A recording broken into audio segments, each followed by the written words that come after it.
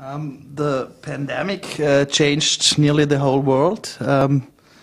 Also the United States. Just before there was another disease in the United States called the former US president, who's also in the headlines nominating right now. How do you think has Donald Trump changed the USA? Oh, he's made it okay for bigots to come out of from underneath their rocks. I mean, he's mainstreamed hatred, and he's also mainstreamed the idea that political violence is okay, and those are all extremely dangerous things, and that's why it's really important right now to stand up and be counted right now, and to let your voice be heard, because if we do not, those people will win, because they will intimidate people into believing that they're alone, and people think that their voice doesn't matter, their vote doesn't matter, that their what they believe in doesn't matter. So it's important, if you are anti-racist and anti-sexist and anti-homophobic and anti-transphobic, it's important if you believe that we have to work right now to save our planet.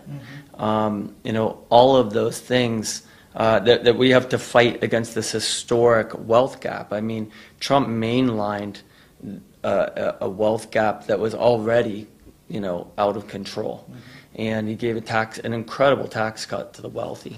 That is just, and held up this idea that wealthy people deserve everything.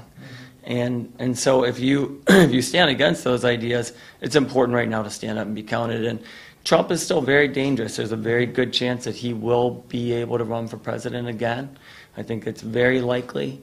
And that we're at a really pivotal moment in our history as a nation, and I think as a country, because neo-fascism is a worldwide movement, and he is the face of it. There's just no doubt about that.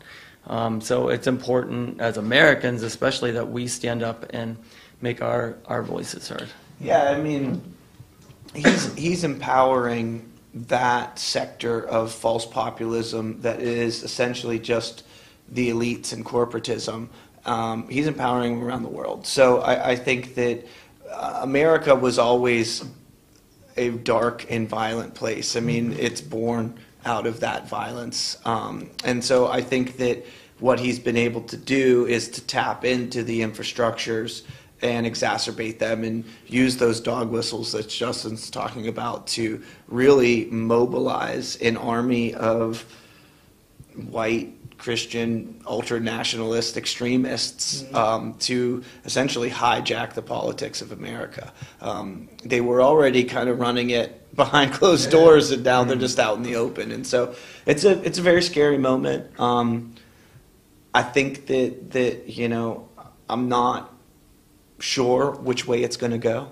I have a lot more hope coming out of this summer, where we were able to travel again and able to meet people and able to have conversations with people who feel the same way that we do, and are as worried and as willing to fight as we are. Yeah, a lot of motivated people right now, and that's important to see, because when you see people who are motivated to fight neo-fascism, you get motivated. And so that's where I think like a show is important, even if you're like, some people are like, you're preaching to the converted. Like, no, actually, this is a chance for people to come together, to remind each other that there's people who will have their back. That's really important.